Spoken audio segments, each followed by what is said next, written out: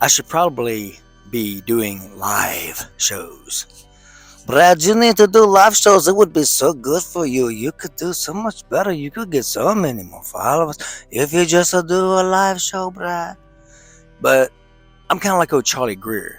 Charlie Greer and I had a conversation about a month ago, and it was this conversation is like, he's used to having people around him, kind of handlers, um, you know, business people, managers, just people that kind of take care of stuff. And of course, you know, Charlie Greer and I are, we have some similarities. The biggest similarity between Charlie and I is that we both played music in the 90s. We could play rhythm guitar and sing and perform in front of people in that perspective. And that's where I got Charlie at. But now Charlie was much bigger than I ever was. I played in dive bars in Arkansas, Louisiana, and Texas, and he was playing all over the place with, major bands. We were just playing, festivals and bars and stuff like that. So that's it, coffee houses and coffee houses and stuff like that. But, there's kind of a kinship among people that say they're, musicians in some respects. I guess I'm kind of a musician. I never thought about that, but this was a side gig for me. I fell in love back in like 1991. So I'm like 51, 52 years old here just this year. But I fell in love with the Doors.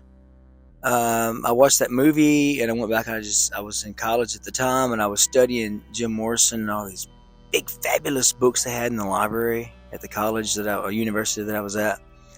It was absolutely wonderful. And I just spent so much time writing poetry, studying about Jim and other, Jim is a studying rock stars, So I spent some time, studying Jim. And then Kurt Cobain came along right after that. Of course, I fell in love with the idea of the rock star. Now, I'm not one. I'm way too awkward for all of that. Brad, you don't need to do this.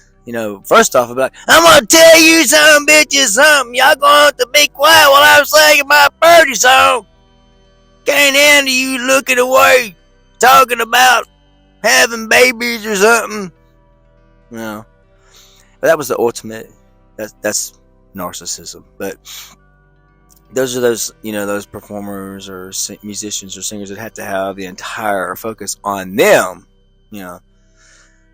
But I get it. I mean, whenever I knew I was a musician was whenever I could go somewhere and play, and people could just sit down and maybe this is because my music, changed my audience.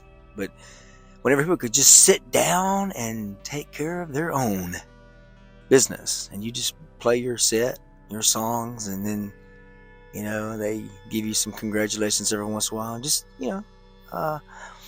I see myself as someone to help facilitate you enjoying the moment. And that was my perspective on music.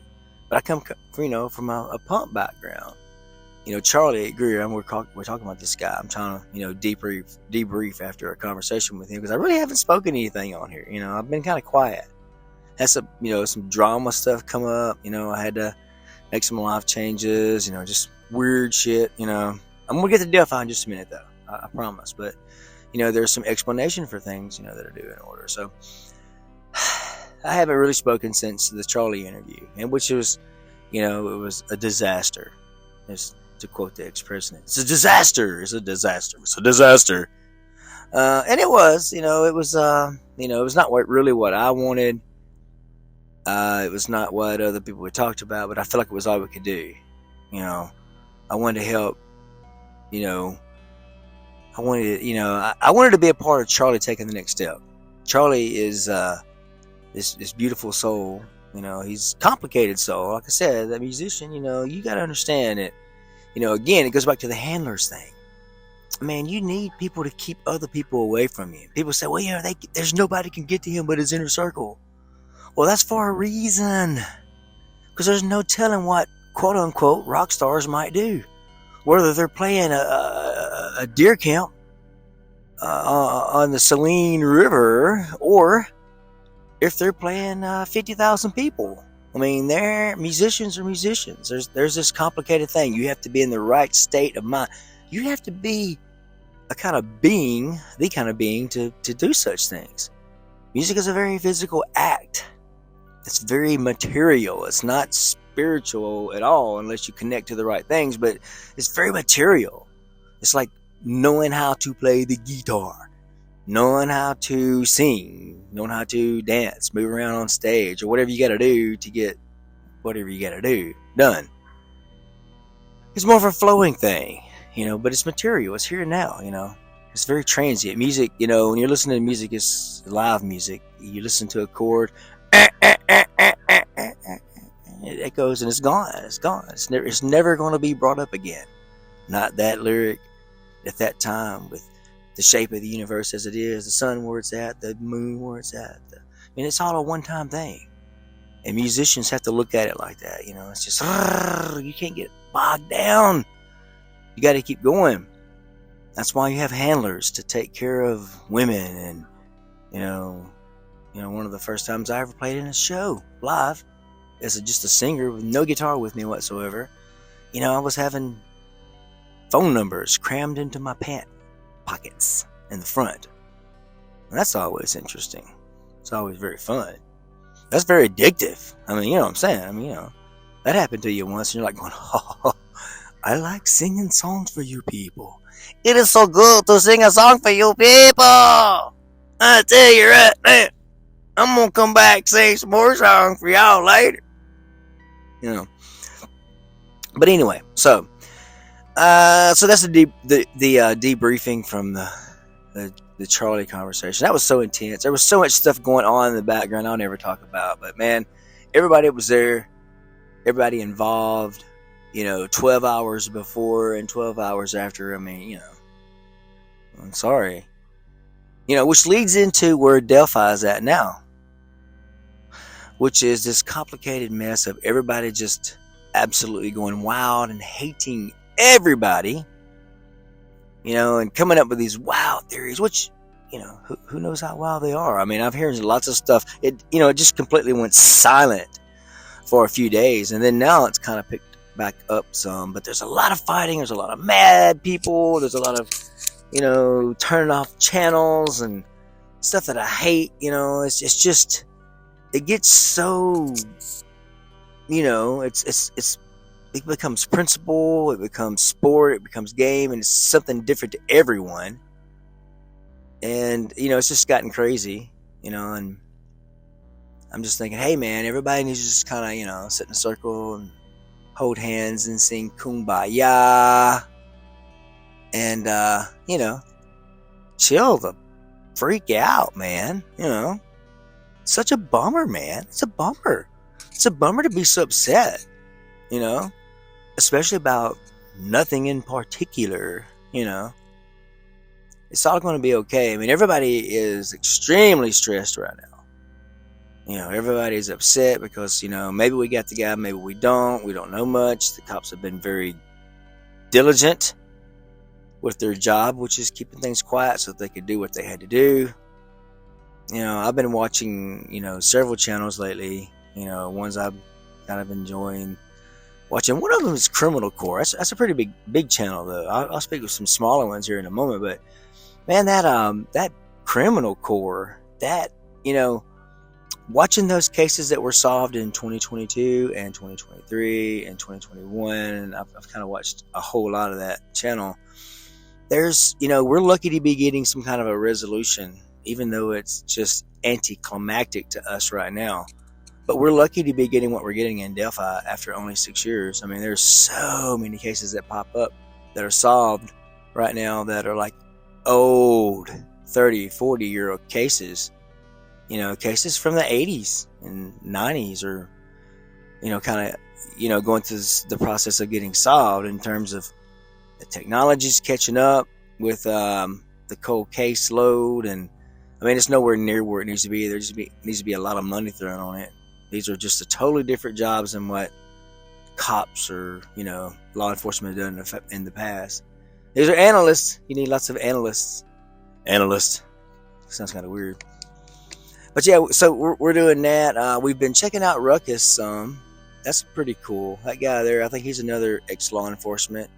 My friend Tina was telling me about Ruckus and some of the things he had going on. And he's doing this interview with Eric Williams, who, as I understand, was one of the people in the search party there.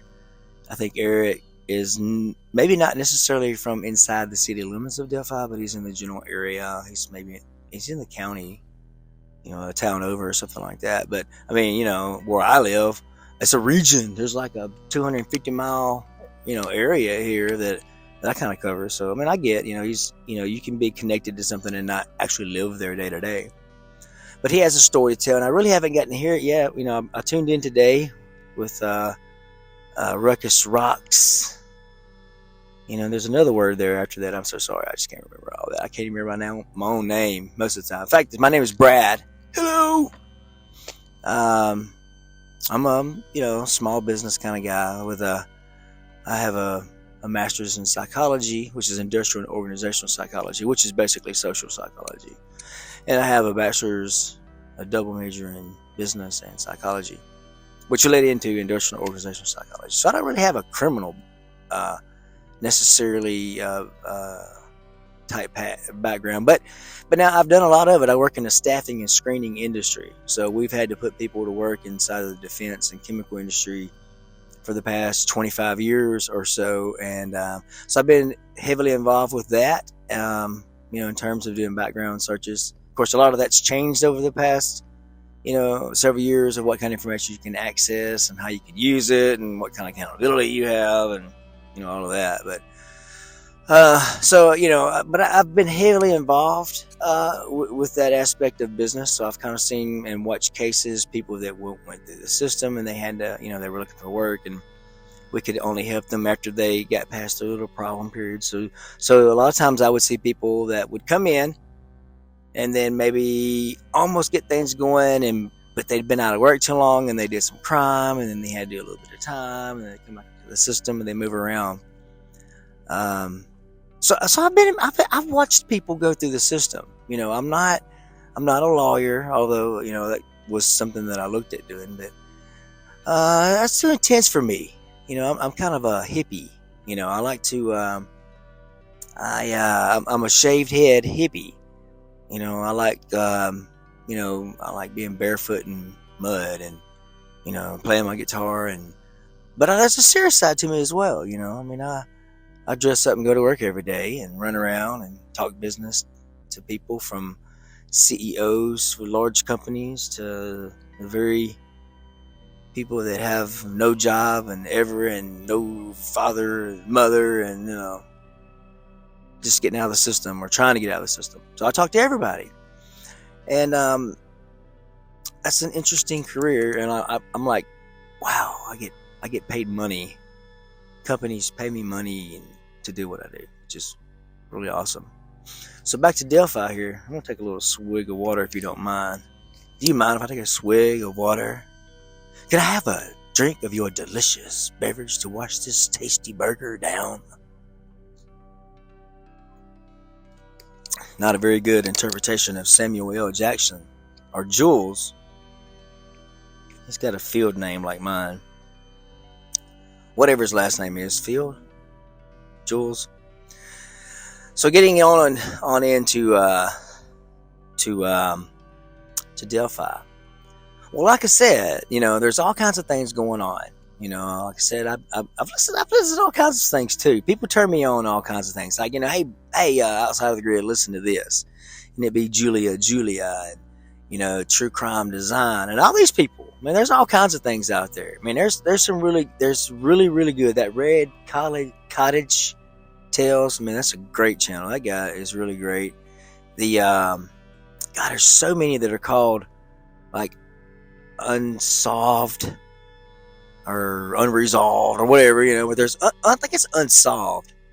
This guy, I mean, he has more followers than Outside of the Grid. He's like probably about 2,000 or something like that. But he's been doing a lot of really short 7 or 8 10-minute videos on Delphi in the past 3 or 4 months. And man, this guy's good. He's a no nonsense coverage of things, and that's kind of what I like. I do like the speculative and fanciful sometimes. I do, and I'll entertain it. I'll listen to it.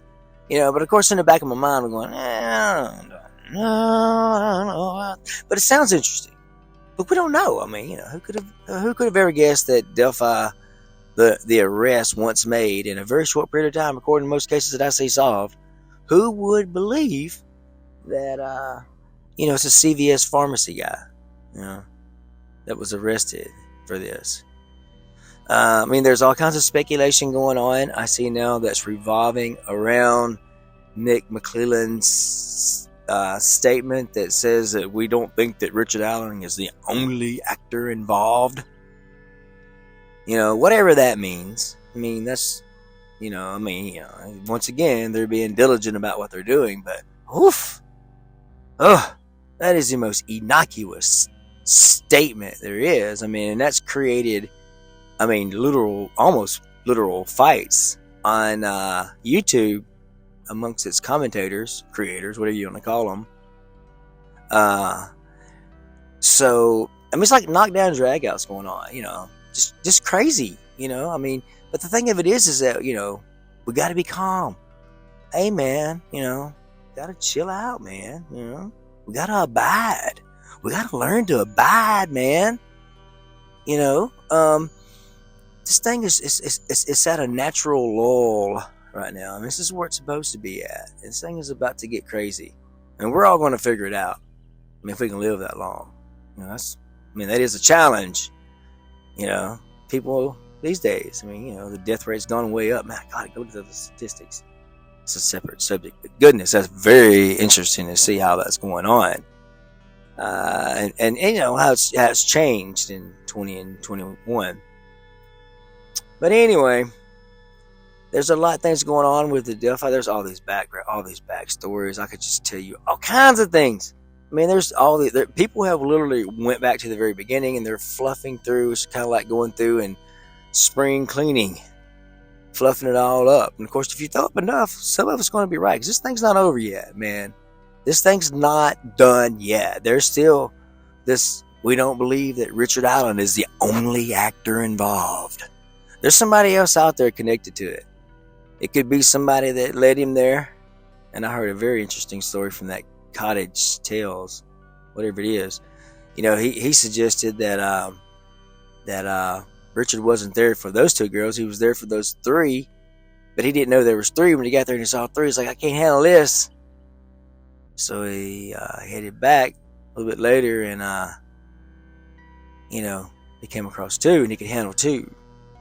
That's why it didn't make any sense, because as he was stating, there's been all of these conversations with Kagan about how you were the last person to speak to the girls, but he never says that you arranged to meet her that day. He didn't. They don't confront Kagan with that, because it doesn't look to be attached to any of the Anthony Shots accounts, unless it was one that wasn't known of yet, that we know of yet. We don't know. There's all kinds of speculation going on. And you could trip down those. The one that I've been on is called the Abbey angle. The Abbey angle, and this is where the killer wasn't chasing Liberty, as we've all been. This is just a contrarian theory, but it's interesting. It's where we right now we're saying, Abby was catfished. Liberty was catfished, and blah blah blah blah. We don't know what all was going on, and I went back and listened to that Jason Ebert podcast the other day. Tina and I were listening to it, and getting that and the mothers and the grandparents interviews, and this is just right before it all went down, and see if we could make sense of what they were saying then, to interpolate it into what's going on now. And there's a lot of innocuous things about who had what was found. We don't know any of that. We just saw this leaked we didn't see it was a leak. We saw this affidavit, search warrant for arrest affidavit for Richard M. Allen, 9/9/1972.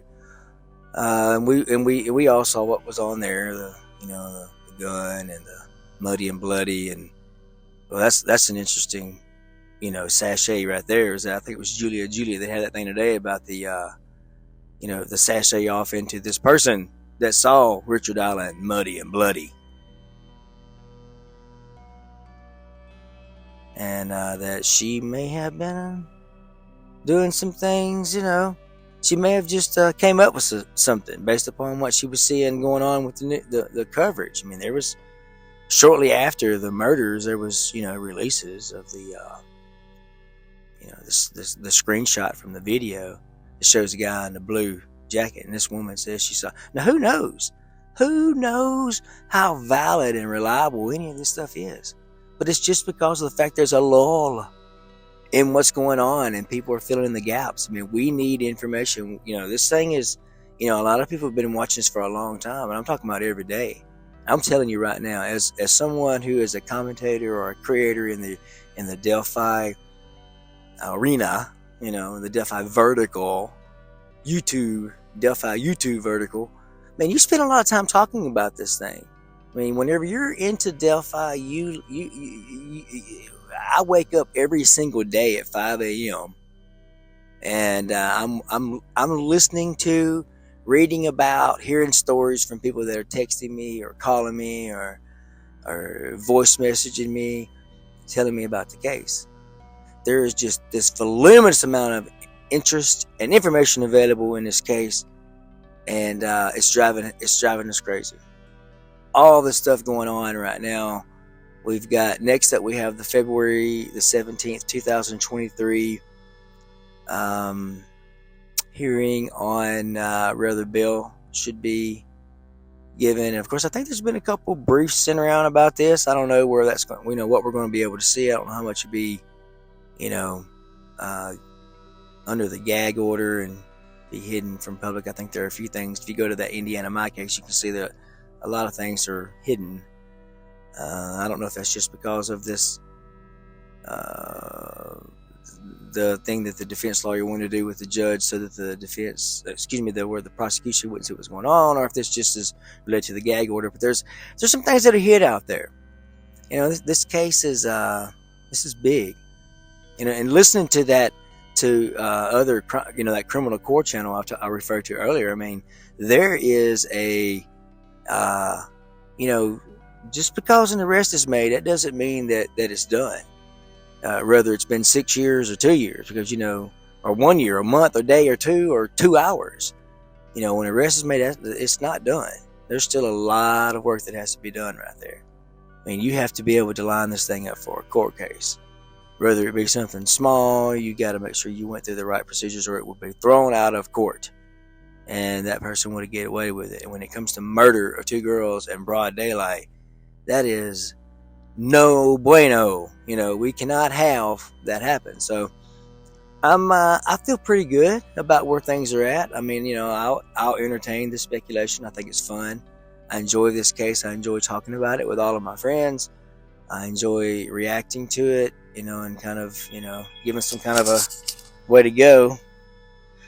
But I'm also I have limits that I can go to get to that, where I can go to, because I got to be, I don't know. It's self-imposed. Whatever kind of limitations I look at, self-imposed. But that's all I have on this, and I don't know what I'm going to call it. The Abbey angle. I shouldn't call it that. Maybe I should call it Muddy and Bloody. Outside of the grid gets muddy and bloody. That's it right there. We'll do that, and we'll see what you think. We don't ever ask, because we're always like, I guess we're too dumb or whatever. But like and subscribe if you like what we're doing. If you don't, hit your down arrow key, your down button over there, and then go down there and tell me what a son of a bitch I am. Tell me what a piece of shit my channel is. I sure appreciate it. Much love. Peace out.